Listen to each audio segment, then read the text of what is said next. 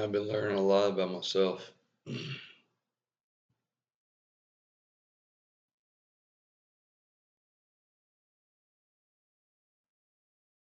about the mission of the character here.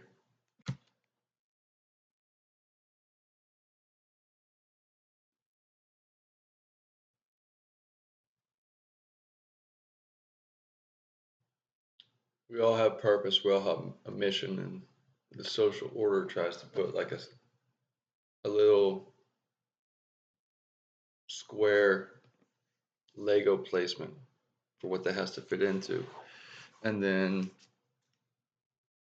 the juxtaposition of our mind, it has to also fit into what those around us would be able to comprehend or perceive or agree with or approve of.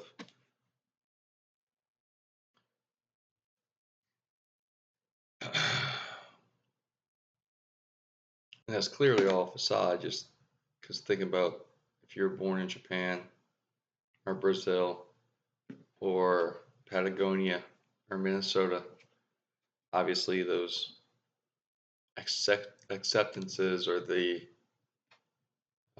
social expectations are completely different. So that's not it.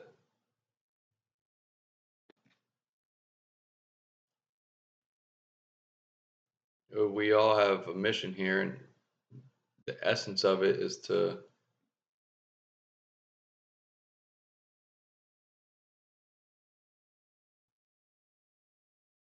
do what we came here to do, which is expand our spiritual growth.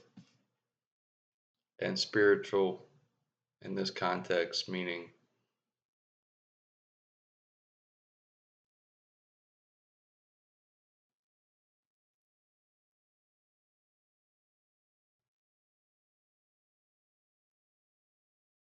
initial energy growing into the beyond energy, that which is not which has not taken place. Part of that process is occupying density. And in the occupying density, um, portions of that spiritual energy are siphoned into accessing this body. And this body, through mind and consciousness, is interacting with this place, this realm, as a character. And it goes through all these stages of learning from this place, learning from the ego, which is taking care of it, learning from everyone else, observation, and then kind of shutting itself off and just becoming part of the collective unconscious and the mass, and then trying to self betterment or get rich or whatever it is, find religion and and then find their path, but their path is still of this place. And eventually the requirement is to realize, oh, this place is a teacher. Everybody in it is a teacher. The entirety of all of this density existence, every fragment of all of it, every conversation, every feeling, everything is a teacher to the character. So the character comes to greater realization and grows the essence of the spiritual energy that is siphoned here, and then grows the initial energy into toward the beyond energy. So you are more than you here. This is not philosophy. This is not religion. This is not science. Um, this is not math. This is not language. All of that shit, all of it, and all the feelings that one may have connected to it in any planet, anywhere, at any time, is a representation of an attempt to explain what is already in existence. And this place is a magical realm of feedback and density as holographic light projection. And that what you truly are as the character, not the spiritual energy, the character, is being represented back to you. It's difficult to see it because when you're little, it's mostly being represented back to your parents or those around you. And when you grow a little bit, you become attached to some social group, and it's represented to you and also your social group. And then when you grow more, you become identified with some multiple choice solution that you have accepted from society, saying, I'm now an engineer or a horticulturist or a teacher or stripper, whatever. And those really weren't your ideas. And it's okay, it's part of your path. As that unfolds, you're then in the ambiance of that occupation, the daily activities of it, and the you. So you're getting a representation, feedback of your internal energy plus what is mostly in the pool of your energy, which is mostly your occupation and a little bit your friends. And then you grow and you have a family and you have close family friends or close family, and you're still in this immersion of the energy of everyone around, everybody kind of fitting together. And you're getting a representation of the energy around you, feeding back to you, plus some internal deep things about you. To truly see what is going on in this life, you don't have to do it my way, but I'm going to give you a perspective. I suggest that in this time between times, which time does not truly exist in the way that social orders uh, represent that it does. However, it's on stages. Nothing is equal, and there's no better or worse. There's no actual good or evil. It's a representation. It's the polarity, which is a requirement. But in this time between times,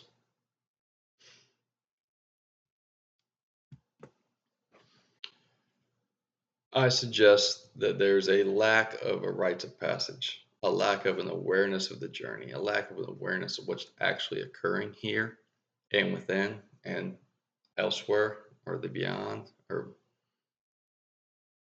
in a more pure energetic state instead of an energy as density. And that there's a requirement for those rites of passage. And then without the rites of passage, we tend to live in a servant perspective, in a servant uh, form, looking at the things of life and not comprehending the themes from which they derive. So we basically end up serving the social order or the collective unconscious, which is not good or bad. And that is a representation of a safety net as a neural network. And in this time between times, it's been a repetition of fear, holding a certain frequency.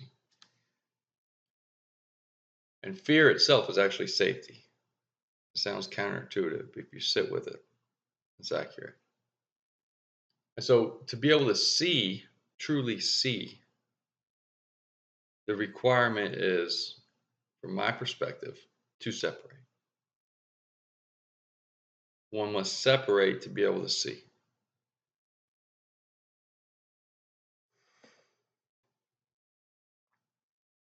And the separation may feel physical because we have a resonance, and you separate your vibration from maybe a home or a family member or friend group or occupation or whatever, or even a place. And that changes your vibration, certainly. You know, your vibration changes when you go to a new place, have different people around you, or you sit by yourself. And this leads to meditation eventually. But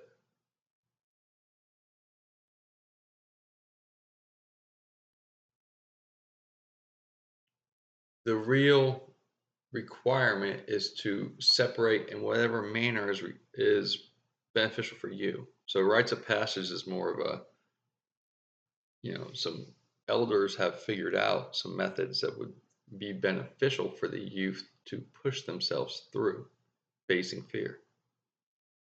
And then through the process of facing fear or even perceived death, they then see the possibility of the other side of what is actually occurring. Like little bits of their mind unfolds. And this entirety of life is about an unfolding of you to get back to the remembrance of who you are and then living as who you truly are. So, what you really want to do is find a method to separate yourself from the collective unconscious so that you can then begin to perceive your true self without a faux responsibility to serve that which is just a safety net for you and for everyone around you. But there's this phenomenal pull, stronger than the oceans, that will suck you back in, saying, "But I have to take care of my mom. I have to. I only have these 2 weeks. I have to get back to my job. I can't be irresponsible. I have to. I have to serve the thing that is just a representation of a stage of life. And life is the flow of energy, and that flow of energy is actually the real you here as character. Every other second which a second is not a real thing, it's just a perception. But every other second that you do not live in the state of flow, including me, everyone, means that there's internally something you're holding on to in which there's a filter to your perception. It's limits that you're allowing yourself to perceive through. So one must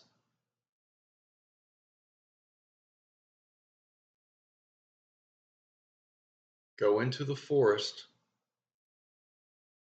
be overwhelmed with fear of all these stupid little fears, and then the great fears, and then the truth of what they're actually being powered by, which is the fear of not really being their true self ever, not ever really being you, ever. But what if, just from right fucking now, from now on, you could just be only you, the real you, forever? What could you accomplish then? Who would you be then? How free would you be then? Just, it already feels better. Just think about that. Take a breath as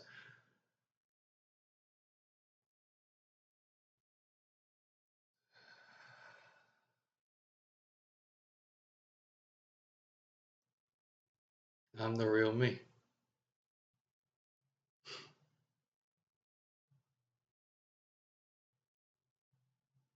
This is the real me. I'm not hiding shit.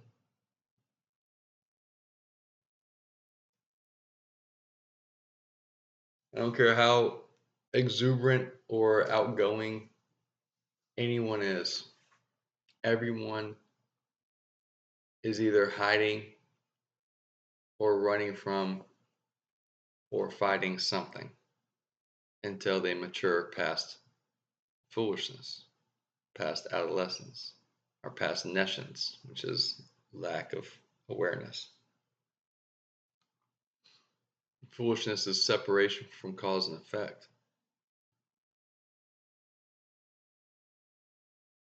You gotta just stop fighting and realize there is something for me to do here. It's found in here.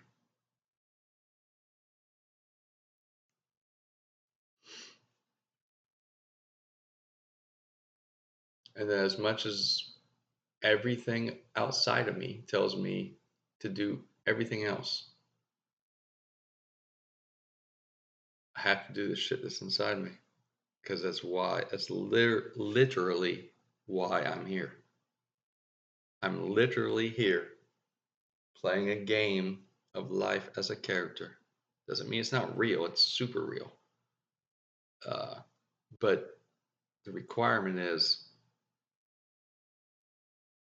that I've had this imprinting, I've had this story that's written, and I can just live as that story, as that base program, as that personality. And I can adapt that personality to the social orders, and I can just go on a couple vacations and work a job and call it a life and ride it out. There's nothing good or bad about that. That's just a choice. But it's not a conscious choice, it's an unconscious choice because that's entirely serving the unconscious, which is fine. What I'm offering or suggesting is what if you take that base story and you look at God, energy, source, universe, the all, the it, the is, the singular one love, the creation, the real you. And you say, I'm starting to figure out what's going on here. I don't know exactly what I am. I'm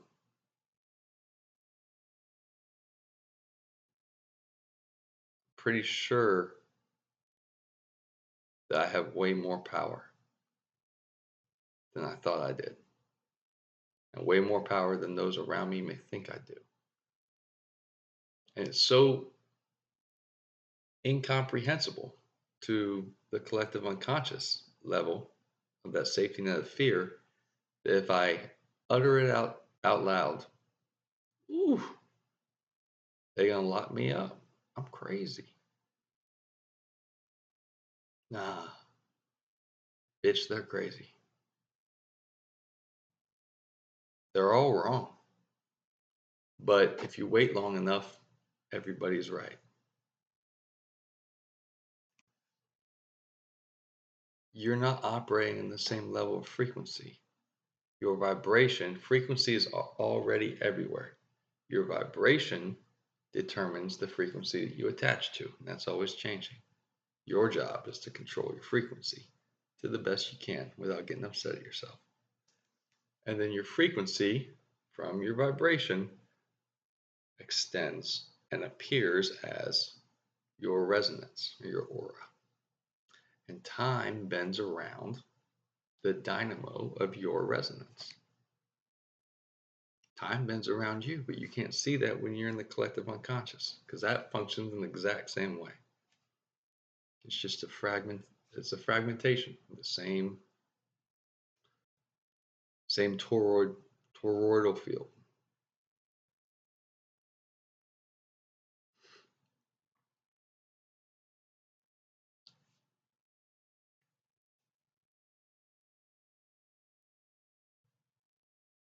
What if you found the courage to actually be the real you?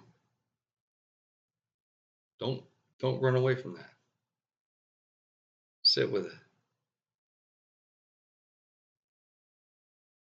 I mean, I don't care if you're 90. Honestly, what if you found the courage to be the real you? Not placating everyone around you, not being rude to anyone, not holding in all the things you could say, just being you all the way. Knowing that there's something here that you're meant to do. And what if you actually did it? And then what if you took that base story that was written and you wrote more and more and more and more internally to the fact that to the point where you not only blew them all away in life or this flow of life, but that you grew yourself to such a place that you impressed and surprised the greater energy of the initial energy of you and of the singular one love of God. That you impressed all the great energies. And it's impossible that they aren't, that energy itself isn't aware of what's going on with you right now. It's impossible.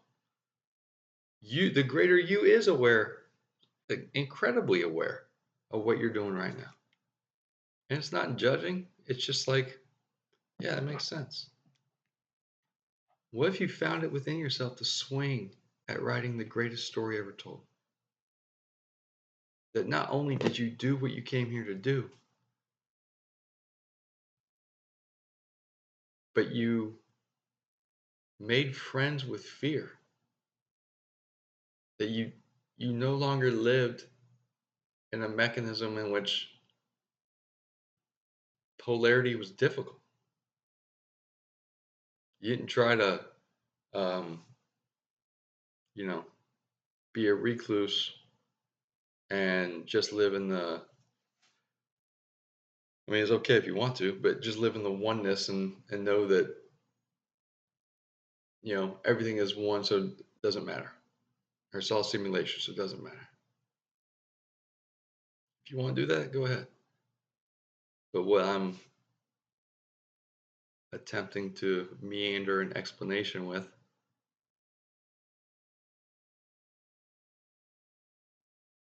what if you fucking blew yourself out of the water?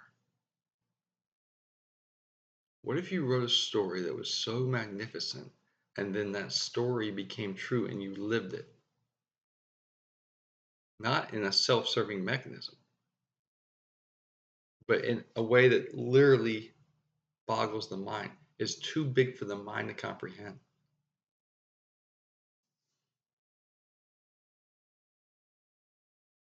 And you did it to serve the real you.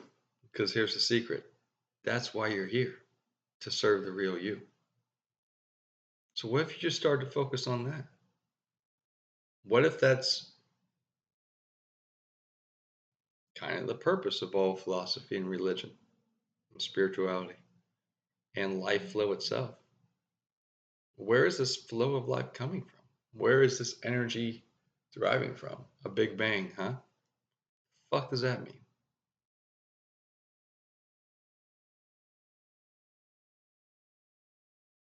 Doesn't mean anything. Doesn't explain anything. Science and math and statistics and language basically explain nothing. They are just descriptors. Here's an explanation. There are greater and greater and greater energy realms. And this is a remarkable energy realm that I'm assuming you agree to, and only siphons of small amount of energy can come and actually take the embodiment experience. And it's not like you get 1/10 of the real you, in my opinion, that comes in here. I mean, like, there's only so much volume. And if you focus on certain energies, certain like gods, certain aspects of the greater you, or direct to source, singular one love, focus on the planet energies, whatever it is, that's what's coming into your siphon. And it's changing, and it's changing, and it's changing. And the moon energy changes it. And the seasons energies change it. It's all coming into your siphon. There's only so much that this body can handle until you grow the body and energy. But there would be no experience here unless you were embodied. Your body is the gift to you so that you can interact with this magical place. And this body is magic. And it's the only thing you own ever. And it's really a lease. You give it back. So what if you did the most magnificent thing that anyone could ever comprehend? What if you attempted to become a master? Or not even in a way that's in perspective of a social order or anyone else or competition. What if you just wrote the greatest story that's inside you, that little ellipsis of something that's just there that you can't even really explain to anybody else? What if you wrote that inside you and you just started to focus on that and you started to walk toward it? What would life feel like?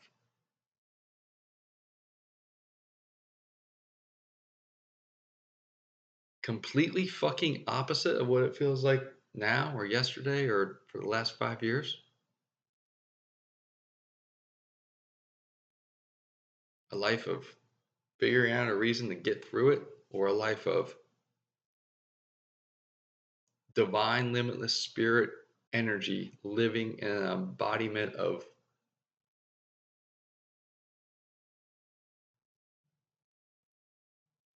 beauty and wisdom and love as magnificence. That may sound,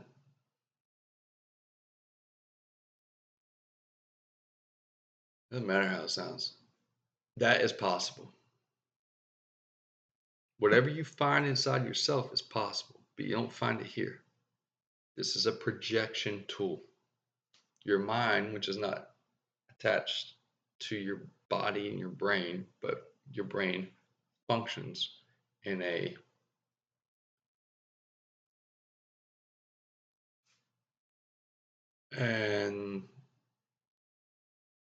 attachment to an electrical and electromagnetic field that projects and receives.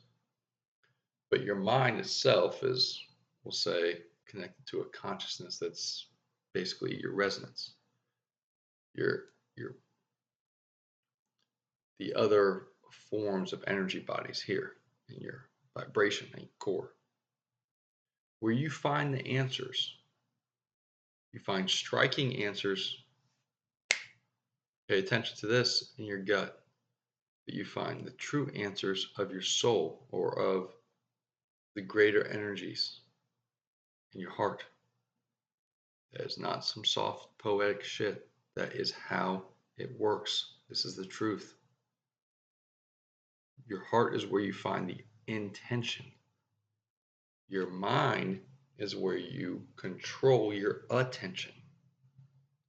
If you learn to control the attention of your mind and place it on the intention of your heart, which is, if you choose to write a greater story for yourself, serving your highest purpose, all you have to do is then continue to pay attention to it and continue to hold that intention and then act on it with friction, with action of your body. Because you are here, this thing is magic. Magic meaning a creation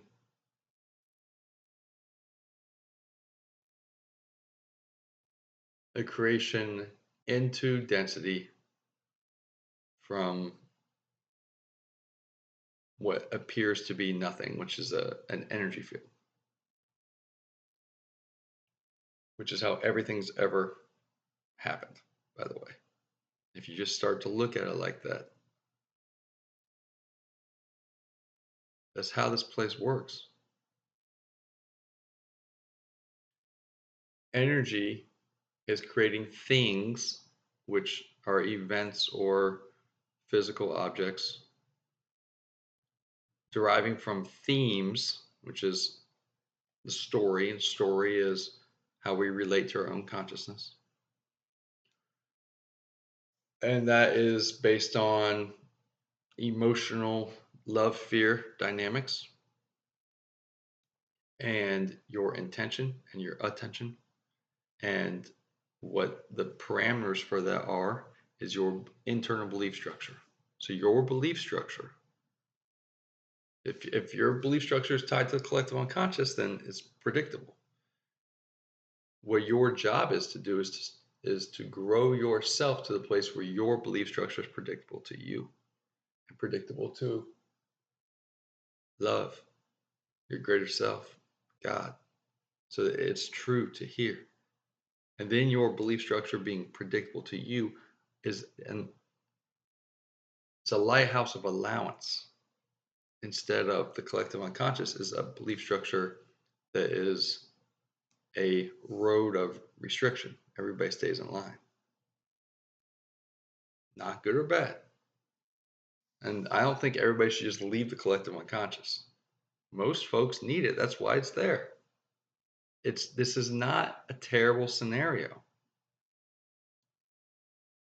No, there is no equal.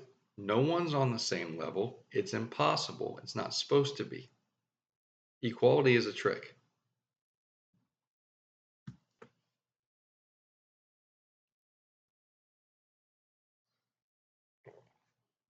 So what if you just become the real you? And you stop playing the games of, well, my character has done this for 56 years. So everybody would think I lost my mind if I just stopped doing that. Yeah, well, you can either have the courage to be honest with your heart, which is the prism of your soul, or you can live out your life, and in the end, that life flow will give you one last whisper. You will breathe, and then there is no death, merely opportunities before. So you will, and then say thank you to this body and leave the body. And at some point right before that, did I do what I came here to do? And won't be sad, won't be fearful, but it will be clear. Some of it probably, yeah. Some of it. Everybody's given some love to somebody. Everybody's given some grace to somebody. Everybody's loved an animal or a tree or water at some point. Everybody's loved their family or a friend. But did you do what you came here to do?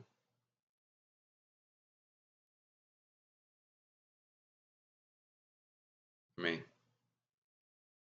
are you going to attempt to fit in to the collective unconscious, which I understand is a very strong pull? It's the strongest. It's supposed to be. It's literally a definition of order out of chaos. But what if you became stronger? What if you no longer were even fazed by it? Well, to get there, you must face it. And to do that, you must sit in the forest and face yourself. You're all right. This place is all right. Everything's okay. But if you want to keep your same routine and live your same life and operate in a manner that is basically a life functioning around bits of digital currency and nationally approved holidays, that's cool. There's literally nothing good or bad about that. So it's all good. And within that mechanism, a lot of people can accomplish, yes, I did what I came here to do. But there are also many embodied spirits who have something inside them that they know that there's something that they're here to do. And it ain't that.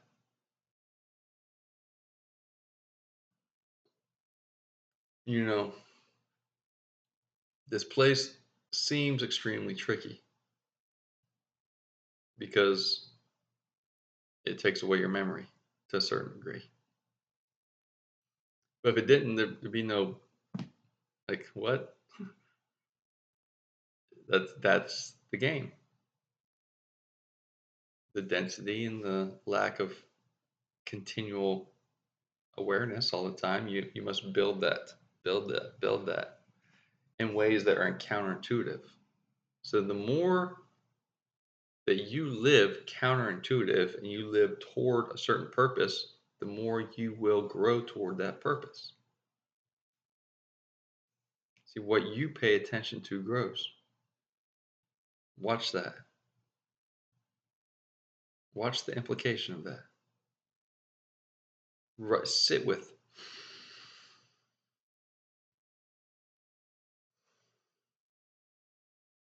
Sit with the implication of that.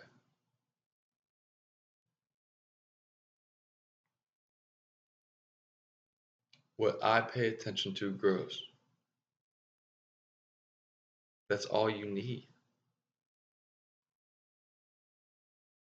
If you can sit with that long enough to find that to be a truth in your life, truly, then this place is fucking magic. And you're divine, limitless spirit energy. And you have the opportunity to control yourself, which means you have the opportunity to create a magical existence through a very trying experience and to exceed your destiny. Most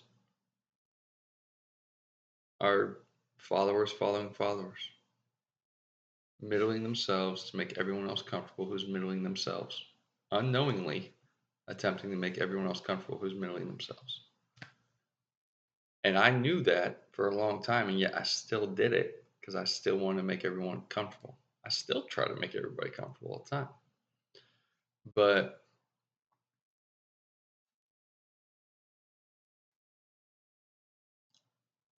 I'm done with it.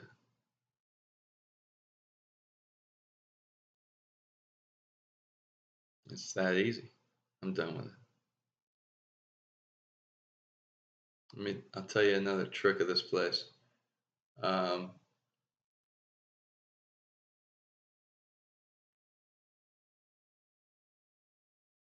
there's a whisper here, and it tells you that you ain't shit. But the truth is that you are it.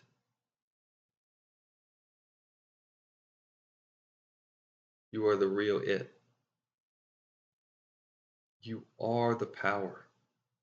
Everything is spinning around. You are the power that everything is watching. You are the power that the underlying energy of all flow is reflecting and refracting. It's a refraction of the fragments of your true essence, and it's magically reflecting it back to you so that you can comprehend what it is that you must address. This entirety of existence is serving you. You're not the only one. It's not solipsism. It's not any ism. Don't buy in to anything that has a rope attached to it. You're already fucking it. You are it. Everything with a rope is only there because there's a very subtle implication that you ain't shit and you need the rope. You don't need anything. You don't need anything. You don't need school. To a certain degree, you only need food. But I suggest you keep eating and get good water. You don't require anything. It is your internal belief structure that you're here to expand. The best method I've found for expanding your belief structure is forgiveness. If you forgive everything to the point where nothing exists internally,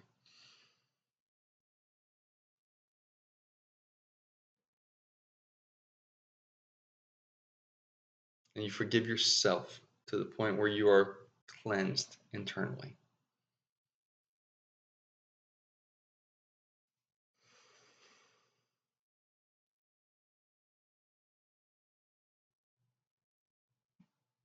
you just continue doing that, you let go. and those things that you are always unintentionally holding on to, they're not important. And then you're on the path to get back to being the real you. And when you're in the real you, then you can provide the power of you and gratitude. You give gratefulness to life. And when you do that, this place, I don't care how it sounds. Anybody who doesn't see this, you don't know. This is the truth. This place is reflecting what's inside you back to you so that you can see yourself. It's on levels. I'm not claiming to be on the level. I'm explaining to you what I've seen for this lifetime. It's reflecting your energy back to you, but it's not this energy. It's this energy. It's your vibration, which is controlled by your belief structure. So as you expand your belief structure, you provide more allowance for what you shall perceive in the filters of your mind. And that is based on the reflection of this place, which is based on your resonance, which is based on the frequency, which is based on your vibration. Your vibration is the requirement that you must change. Your vibration can be found most easily in the plasma state of water in your cells. But all that doesn't really matter. What matters is that you forgive literally everything. And if you think you don't have anything to forgive about yourself, start there. Forgive everything, everything, everything, and forgive yourself all the way. You don't have to do anything else. You just do that over and over and over again until you feel like, all right, I'm good. Not that you're exhausted and it's like this weird routine. It only takes once. And you only really have to do it. You just have to hold the energy up. Because if your vibration is not one of forgiveness and not one of gratitude, then what is it? It's obvious. Like everything is obvious. We just don't look at it because we're worshiping screens and trying to fit in with those that are worshiping screens and repeating stories told to us from the collective unconscious, which is predictably showing you the same things or the same themes over and over again with just different things representing them. It's always the same theme. Always. Always. It's psst, you ain't shit. Psst, repetition of fear. Psst, stay in your place, you're small. Psst, everything will be okay. You're going to hit it big. You're going to hit it big. Work hard. You can get rich. And you probably can and have gotten rich. But then what? How do you feel inside?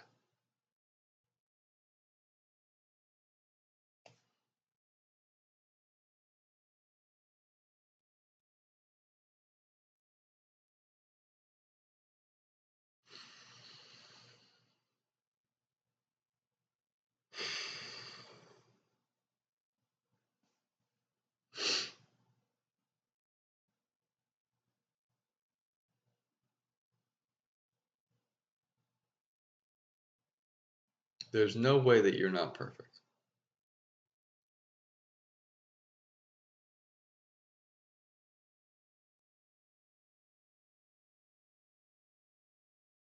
It's very difficult to comprehend because we've been programmed a certain way to stay small. And I'm not attempting to say about myself or anyone else to live as the psychosis that they're better than anyone else, because that's not true. But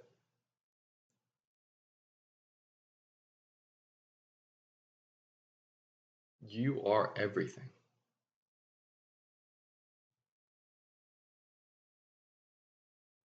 It's kind of hard to comprehend just right off the bat, but you are everything.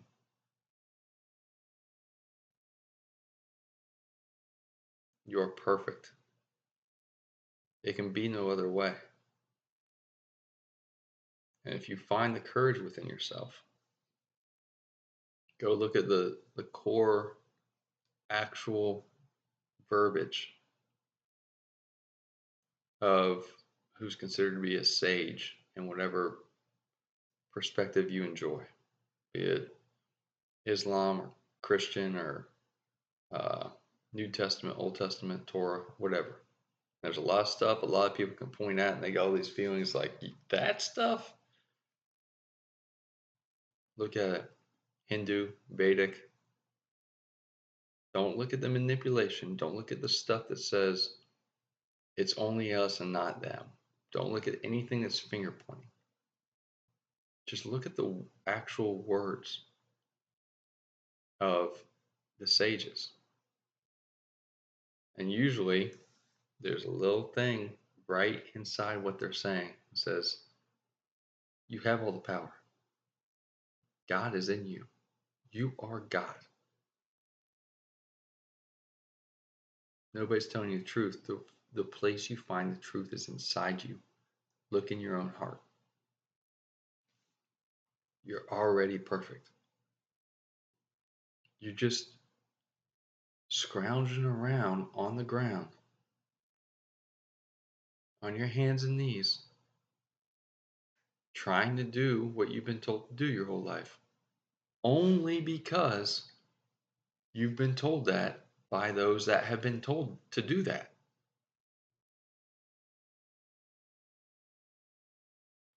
It's pretty much exactly the same in every civilization in all times.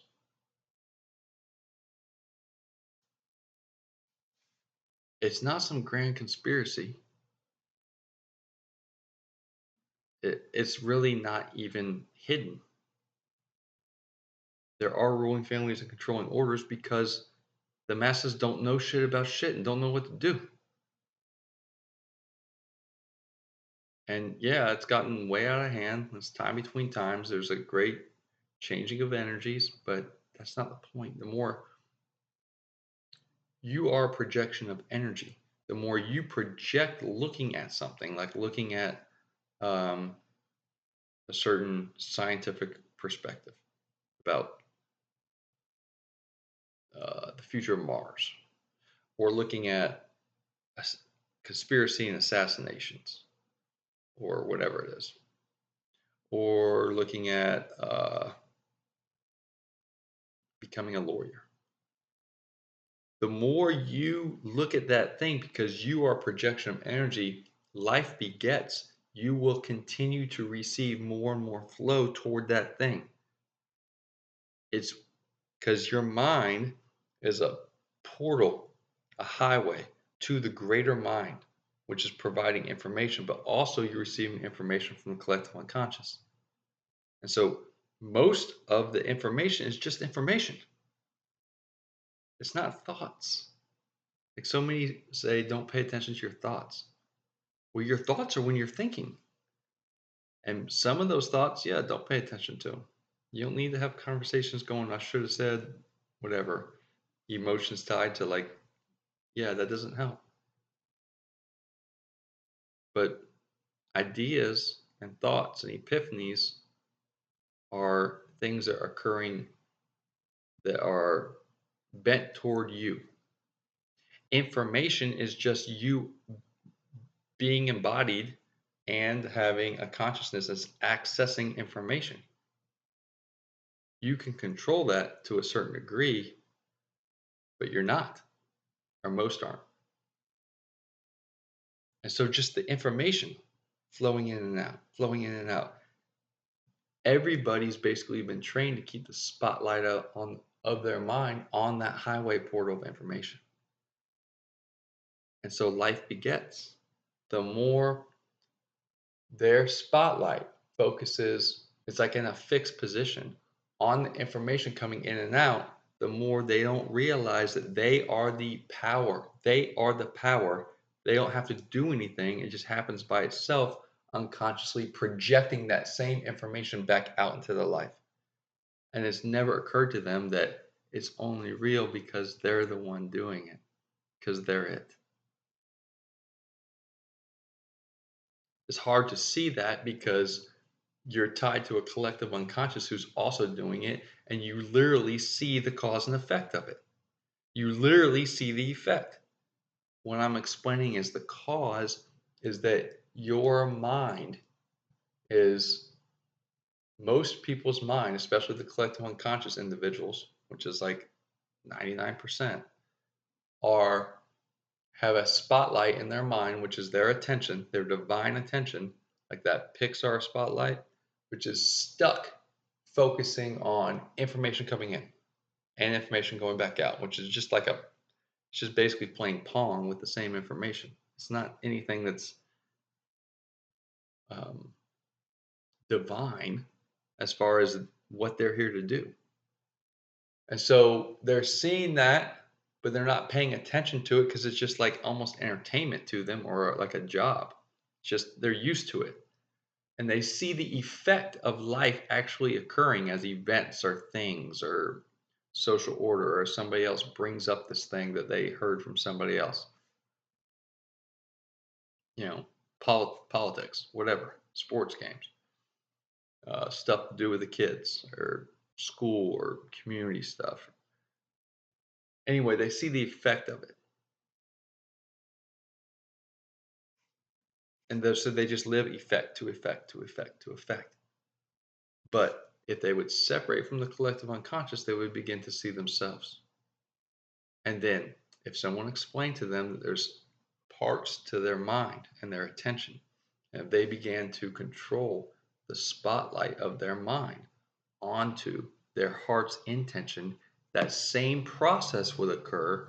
And if they controlled their power of themselves, they would naturally project their heart's intention and it would be reflected back to them in this realm.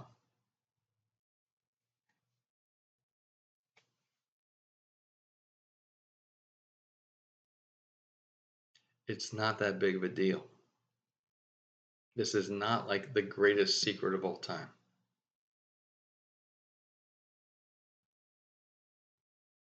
It's always been there.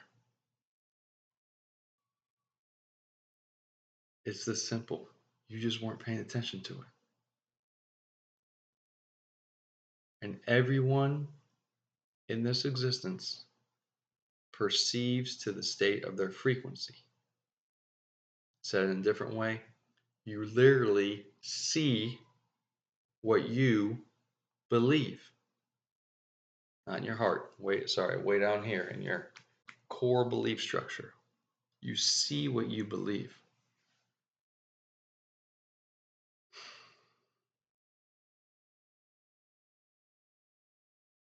Your belief structure creates allowance.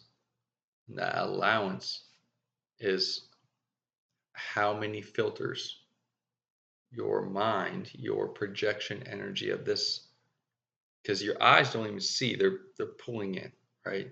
This is all an internal game. All of it. All of it. All of it. The real you isn't even here. It's you're playing a character of siphoning divine energy, and some of that is the real you. If you want it to be all the real you, you can't probably get all of the real you in here, but if you want it to be all the real you, just keep focusing on the real you over and over. And you'll get more and more of that. Or keep focusing on Jesus more and over and over, and you get more and more of Jesus or Yeshua or Babaji or whatever. But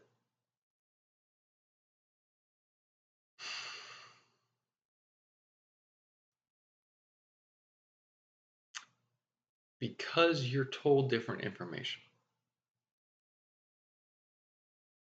you would be ostracized by not agreeing with it because everyone you love and everyone you attempt to, because we're all attempting to take care of each other, everyone you attempt to take care of by the implicit nature of just being a kid in this life, you would be ostracized by all those you're attempting to take care of when you're little. We don't even know we're doing it. There's nothing good or bad about that. I mean, if you look at the entirety, like this place is perfect. Everything's perfect.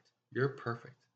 The more you focus on there's this war, there's this programming of something coming up, or there's this evil force that's coming after us, or it's the ooze, you know.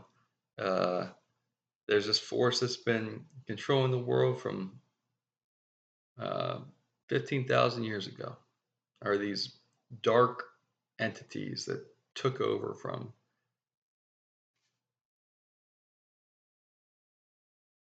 what is the source of creation? What is the source of love? What is just the absolute source to you? If that thing, that energy, that source, that love, that frequency, or that ability, whatever the is, well, I call singular one love, but whatever anyone wants to call it, that absolute core. And science can't figure that out. Science is subordinate to that. It's like so far subordinate. It's ridiculous.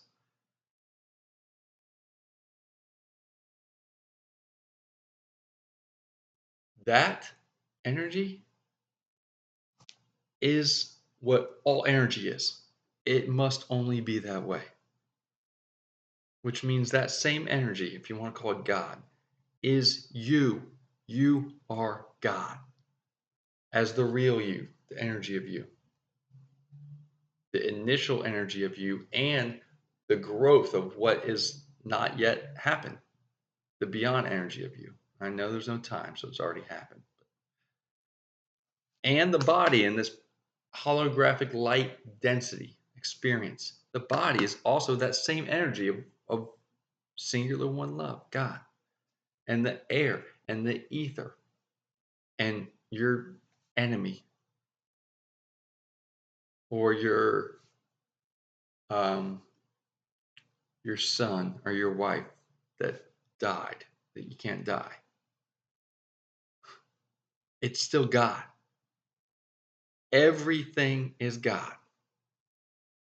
Everything is God. So if somebody's like, I'm not saying it's cool when I like it. I'm just saying if somebody's praying to Satan or praying to like some weird, fucked up, uh,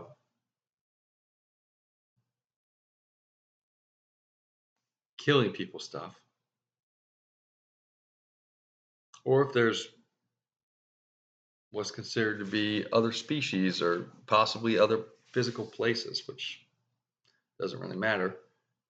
Like that stuff does not matter. If you perceive what's actually occurring here, that shit is not a big deal at all. It's silly. It's just plain density to density.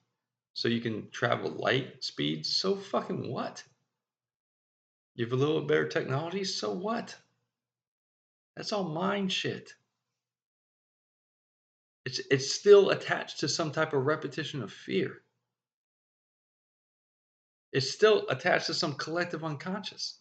And that there's nothing wrong with attachment to collective unconscious, but you must do what you came to do and be you.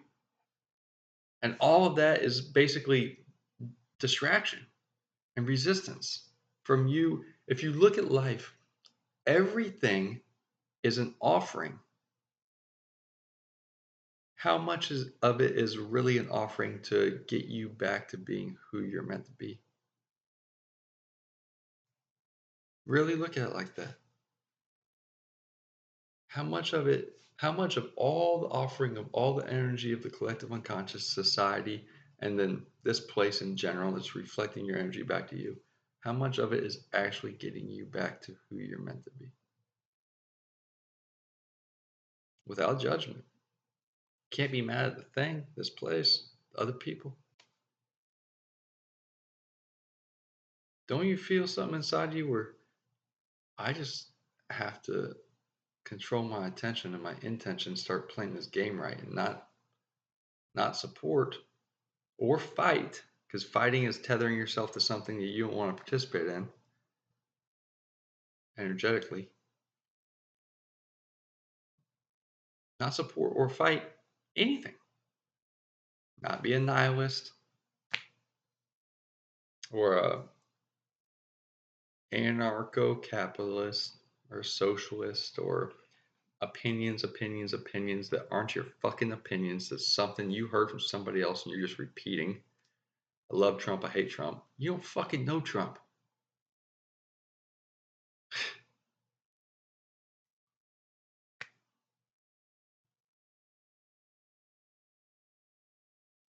Be you, bitch.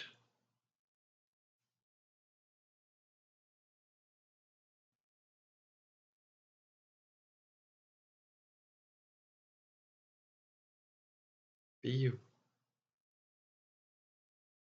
How much of your energy is directed toward who you're meant to be? Because the thing inside you, when I say that, that takes you to a place of going, yeah, but, I got a job. Yeah, but I gotta do this. Yeah, but I gotta go pick up my sister. She's got a drug problem. Or yeah, but I don't give a shit what you're saying. I give a shit about the beginning feeling you had, that little spark of right before yeah, but. That is the devil. The devil is you attempting to balance something that you don't understand. And it does it through resistance and distraction internally in the juxtaposition of your mind. And it's really the fact that you haven't come to grips with your own ego, and the ego is here to serve you, not good or bad. There's nothing bad about an ego. It's perfect. It's perfect. A, a baby would never turn into an infant. An infant would never turn into a little kid. Little kid would never turn into a a youth. And there would literally be no adults ever if it wasn't for an ego. Because this place is wild. You got to learn how it works. You need a feedback system. The ego is your safety net internally. But then you must grow to a place where you are the adult. You are the maturity. You are, now I know what I'm here to do. And you begin to be you. And then you control the ego. And you provide value to the ego, which is basically just taking care of yourself. It's not hard.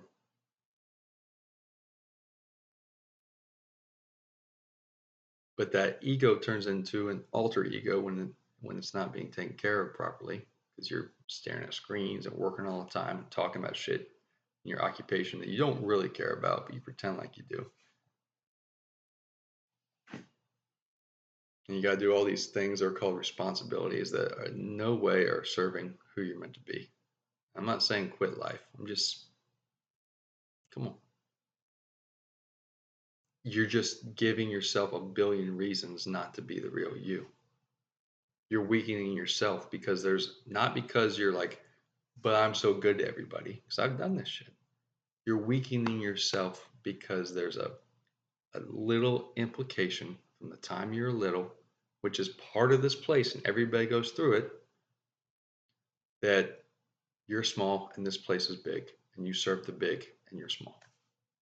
And that's just how it is. And people say, it is what it is. That's just how it is. You're not small. This place is reflecting your energy back to you. You are it. You are it. You're it.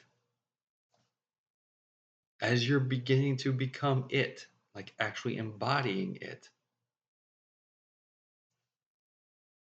living as the it, and then forgetting and going unconscious, or not going unconscious, but going underwater, living in the default mode of the program that you picked up, and then trying to scrape your way back out of it. In that process, over and over and over again, the devil is the alter ego, which provides you with something to look at, something to feel about, something to remember, something to do, responsibilities, distraction, resistance.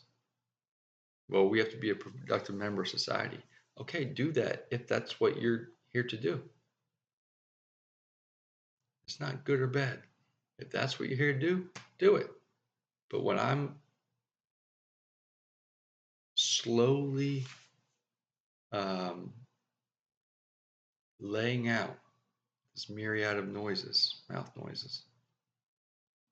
My intention here, now, and I think forever. I believe forever.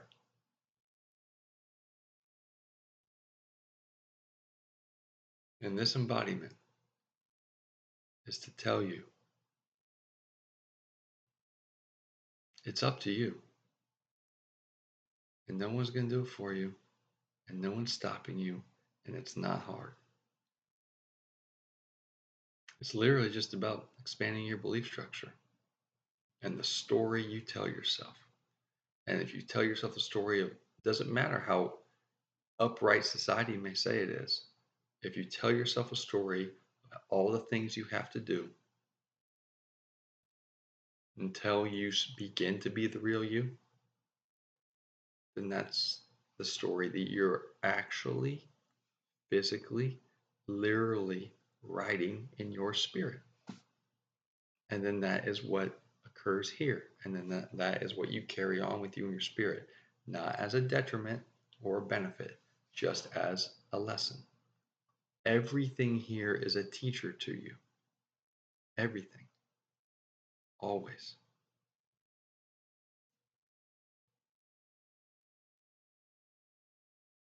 The key to open every door is forgiveness, because then you let yourself off the hook and then you're free. Not as like a trick, but true forgiveness of everything, true forgiveness of everyone, true forgiveness of yourself fully. And then you are in the freedom to empower yourself and go toward what's in your heart's intention. And to do that properly, you must expand your belief structure over and over and over again. It's the most fun game ever.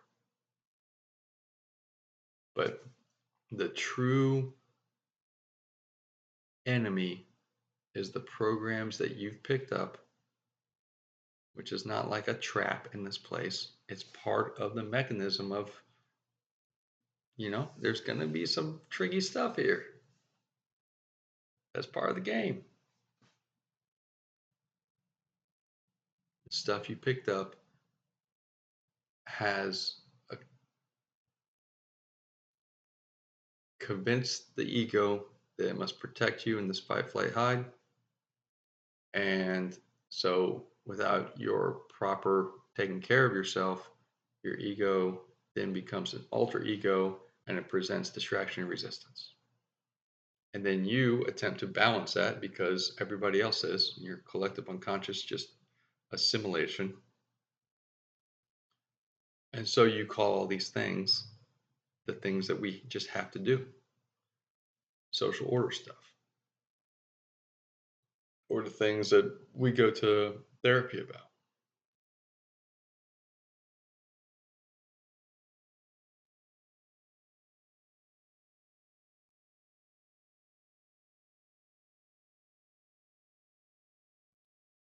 Play the right game. Be the real you. Focus on what you're here to do. That's how you make this world better. Everybody's in their own world. Your world is your resonance. That's how you increase this realm. But there is no saving this world or realm. It doesn't need to be saved. It's not even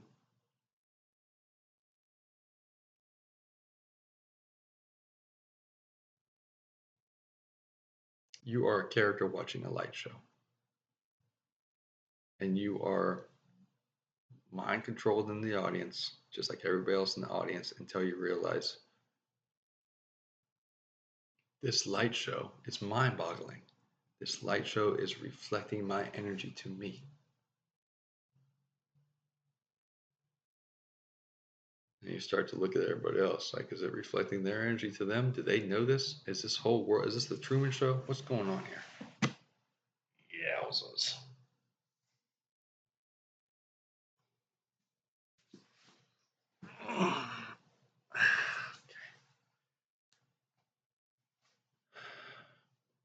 Even that is layer of fear. So you must address the fear, accept it, forgive it, and then sit with it. Don't run, because there is more. So you become aware that you're an audience member in life. And then you're aware of the fact that,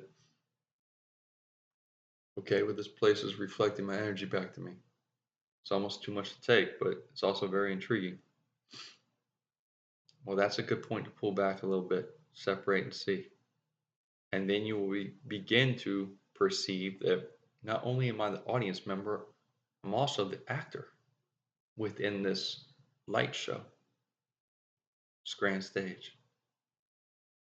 Well, on the actor, sit with it even longer. Sit with it even longer. And I do suggest that meditation benefits this greatly. Well, I'm also the author.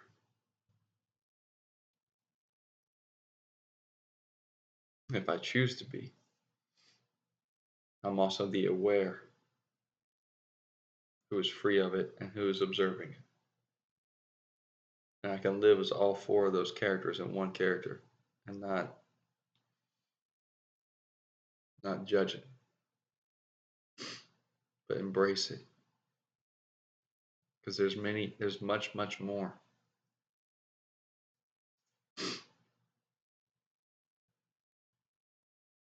But at some point there's a requirement to take off the blinders,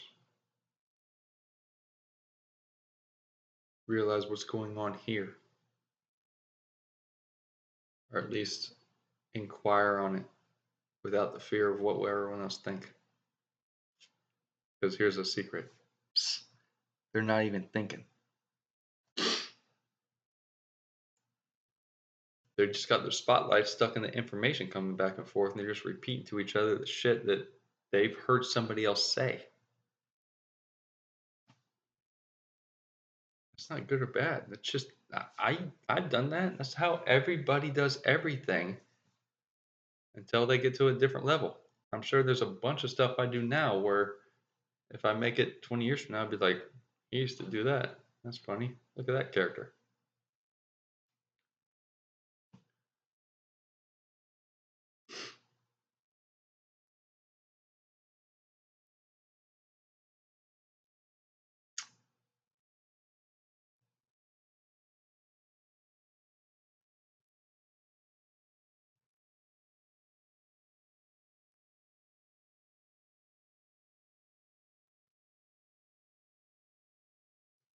Let go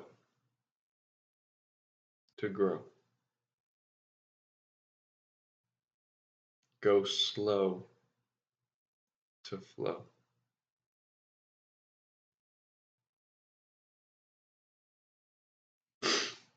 Don't rush. Don't try to fix everything. Don't try to be somebody else right away. Just continually work on holding the spotlight of your mind's attention, which is your divine attention. That's really the only thing you control purely. Hold that. The body, I promise you, the body follows the mind. It just does it by itself. So if you control your mind's attention, the spotlight of your mind, and you keep focusing on controlling that, watching yourself, just doing it for a few minutes will wear you out. Then you have the opportunity to then begin to find your heart's intention. And when you find your heart's intention, then you're prepared to put your mind's attention on your heart's intention, which is where you start. Your mind's attention, you hold there. And you don't have to do anything else. And your body will naturally desire to pivot itself and move in that direction. When you find the ego, which is a beautiful safety mechanism, presenting itself as the alter ego, of distraction and resistance and all the reasons why not to do that, why not to put controlling your skill, your divine skill of controlling your divine attention, spotlight of your mind, away from the information coming in and on what you choose, mainly your heart's intention. When things pop up in your aura, in your ambiance, in your feelings, in your uh, information field, in your past memories, in your conversations of what should have been said, or they did this, or they're good.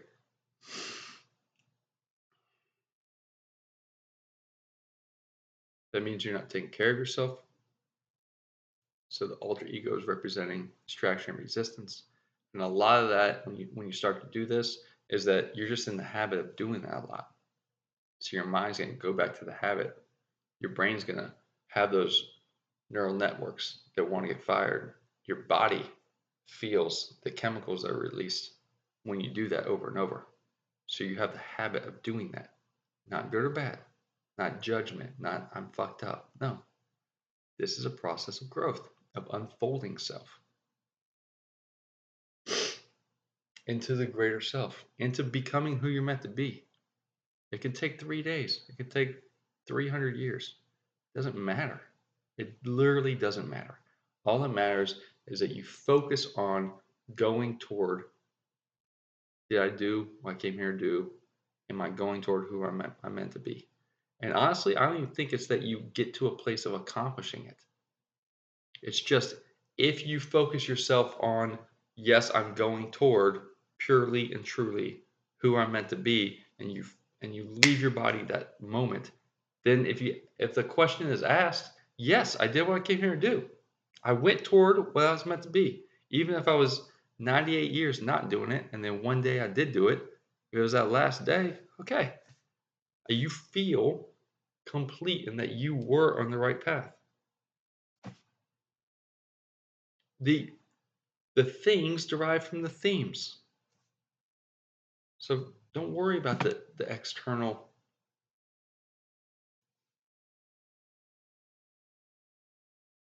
accomplishment.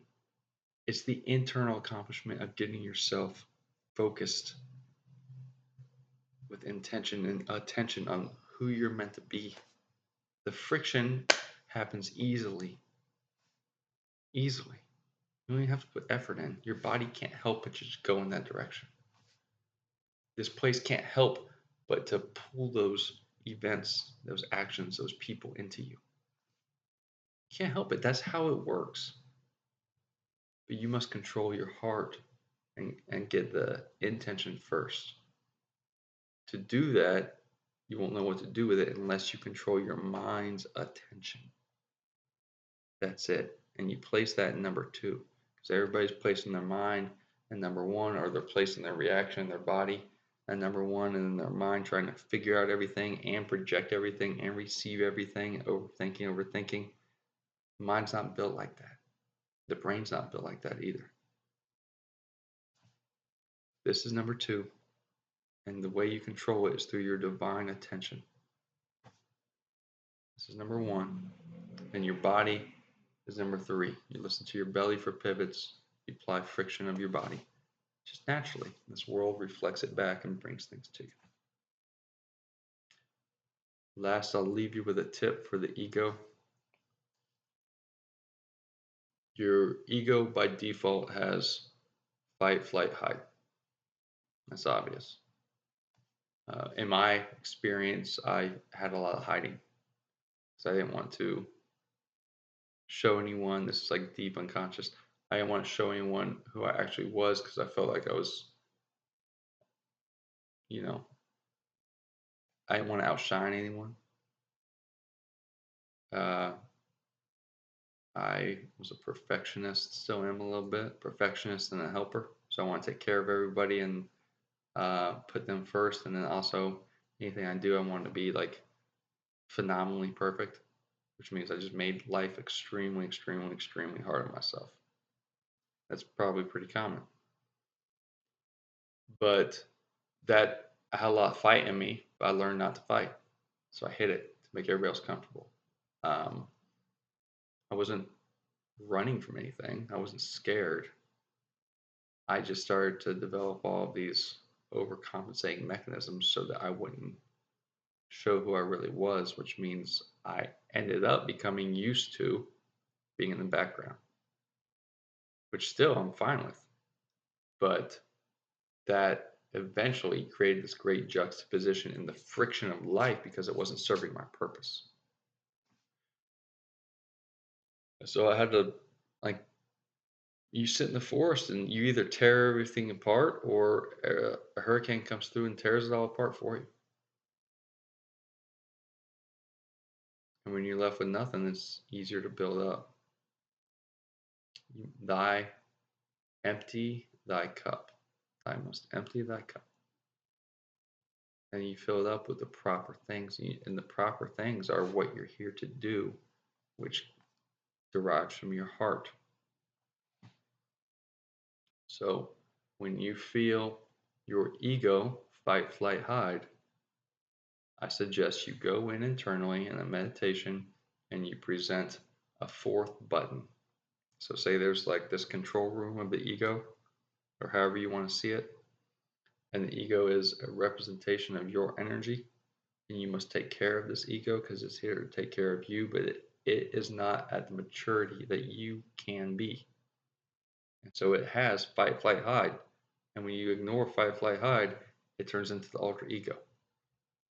And it is appeased with its fight, flight, hide when you either push your body or you do something new or you do something that's a little harder than you really, really want to do, but you get through it and you get that release of like, I can do this. So the ego needs to be used. If not, it feels the tightness and it starts to press fight, flight, hide. We live a life of, at least in the United States, mostly an oddity of too much comfort, too much screen. So along with fight, flight, hide, add the button chill, whatever you like to call it. And chill should be pressed, say, 3 times more than the other buttons on a daily basis.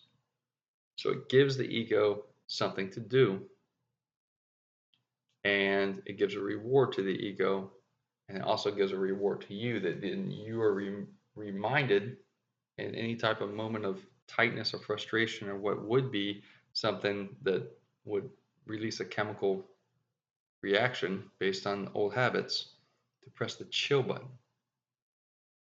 Pressing the chill button could be, I think should be, I believe should be attached to just calming and taking a big breath. And then you're sending a message to your ego of a thank you. So you're not attempting to kill the ego. You're serving the ego's service to you as you mature.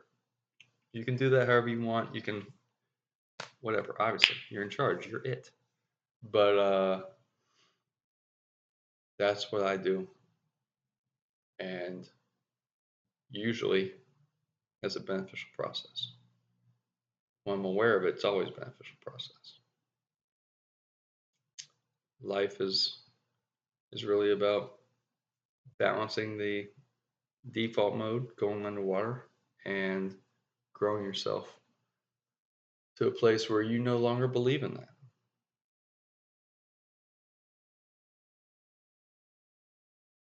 I believe that you can write a story for yourself that is beyond the comprehension of all other beings.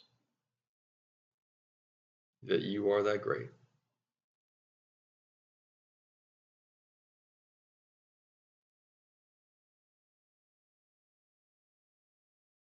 And that there are no limits. It's really just up to your true, deep cavern of belief internally. What you write, you will see. It's not the other way around. I love you. Prima Voltus Interior.